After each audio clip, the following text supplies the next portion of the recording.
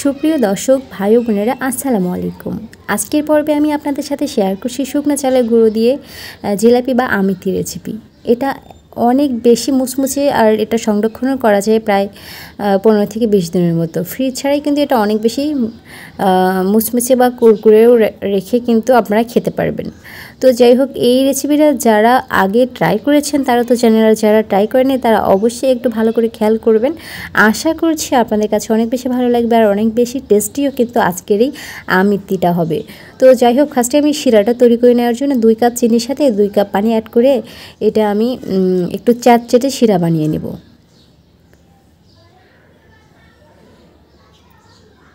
মোটামুটি একটু হাতে আঠালো আঠালো যে যখন তৈরি হবে তখনই বুঝতে পারবেন আসলে শিরাটা পারফেক্টলিভাবে তৈরি হয়ে গিয়েছে। এর সাথে আমি পরে একটু রেড ফুড কালার অ্যাড করে দিব পরে। তো যাই হোক, এখন আমি আটার ব্যাটার তৈরি করানোর জন্য 1 কাপ পানির সাথে আধা চা চামচের মতো আমি হাইড্রোস অ্যাড করেছি। এটা আপনারা যেখানে মুদির মালামাল পাওয়া যায়, বড় বড় মিষ্টির দোকানে মালামাল নেয়, সেখানে আপনারা পেয়ে যাবেন। তার সাথে আমি 1 কাপের মতো আধা কাপ ময়দা আর আধা কাপ চালের গুঁড়ো অ্যাড করে এই ব্যাটারটা তৈরি করে নিয়েছি। এবার এটা হাত দিয়ে খুব ভালোভাবে মাখিয়ে নিচ্ছি। যখন আপনারা এটা মাখবেন তখনই বুঝতে পারবেন আসলে এটা কতটা পারফেক্টলিভাবে তৈরি হয়ে গিয়েছে। আর এটা এত পারফেক্টলিভাবে তৈরি হওয়ার কারণ হচ্ছে মূলত এই হাইড্রোসটা। এই হাইড্রোসটা দেওয়ার কারণে কিন্তু পারফেক্টলিভাবে এই জিলাপির ব্যাটারটি তৈরি হয়ে গিয়েছে। সাথে এই যে আমি দিয়ে দিলাম আধা চা চামচের মতো লবণ। মিষ্টি জিনিসে কিন্তু একটু লবণ দিলে বেশ মিষ্টিটা কিন্তু জমে যায়। তো অলওয়েজ টাইম আমি মিষ্টি জিনিসে একটু হলে লবণ দেওয়ার চেষ্টা করি। এখন এটা 5 মিনিটের মতো আমি হাত দিয়ে এভাবে ফেটিয়ে নিচ্ছি।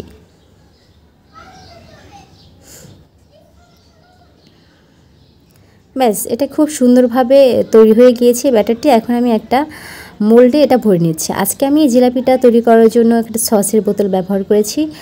আপনারা চাইলে এখানে অন্য যে কোনো সসটা ব্যবহার করতে পারবেন। এরপর চুলায় গরম তেল দিয়েছিলাম। এরপর আমি যে কোনো আকৃতিতে কিন্তু এই জিলাপিটা বানিয়ে নিতে পারবেন।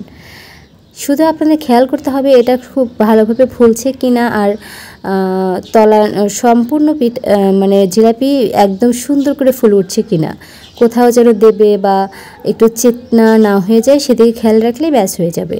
আপনি ছোট বড় চিকন মোটা যে কোনো আকৃতির করে এই জিলাপিটা বানিয়ে নিতে পারবেন বা এই আমিত্তিটা তৈরি করে নিতে পারবেন। তবে তার আগে তেলটা কিন্তু পারফেক্টলি গরম হতে হবে। তেল যদি ঠান্ডা থাকে তাহলে কিন্তু এই জিলাপিটা কোনোভাবেই তৈরি করতে পারবেন না, এটা চুপসে যাবে।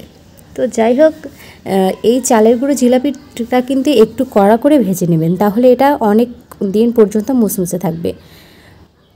তো দেখতে পাচ্ছেন আমি এর সাথে একটু রেড ফুড কালার অ্যাড করে নিয়েছিলাম। এরপর আমি এই জিলাপিটা তুলে এই শিরার মধ্যে দিয়ে ঘড়ি ধরে 30 সেকেন্ডের মতো আমি চিনির শিরায় ডুবিয়ে রেখেছি। তারপরে আমি এটা উঠিয়ে নিয়েছি। সেম প্রসেসে আমি সবগুলো জিলাপি ভেজে নিয়েছিলাম। তারপরে সেম প্রসেসে কিন্তু এই চিনির শিরায় এটা ডুবিয়ে রেখেছি। আর আজকে আমি কিন্তু শুকনো চালের গুঁড়ো দিয়েই এই জিলাপিটা তৈরি করে নিয়েছি। আর এই চালের গুঁড়োটা কিন্তু একদমই মিহি ছিল না, একটু সুজি চালের গুঁড়ো আমি এখানে ব্যবহার করেছিলাম আজকে এই জিলাপিটা তৈরি করার জন্য। তো যাই হোক, সেম প্রসেসে আমি সমস্ত জিলাপি ভেজে তারপরে চিনি শিরায় দিয়ে নিয়েছিলাম। আর এই যে দেখেন এটার ফাইনাল লুক কতটা বেশি সুন্দর হয়েছে দেখতে, একদম ভিতর থেকে রসে টইটুম্বুর, আর খেতেও এতটা বেশি ভালো লেগেছিল সত্যি। এমনি থেকে আমরা যে জিলাপি তৈরি করি তার থেকেও বেশি এটা মজাদার ছিল।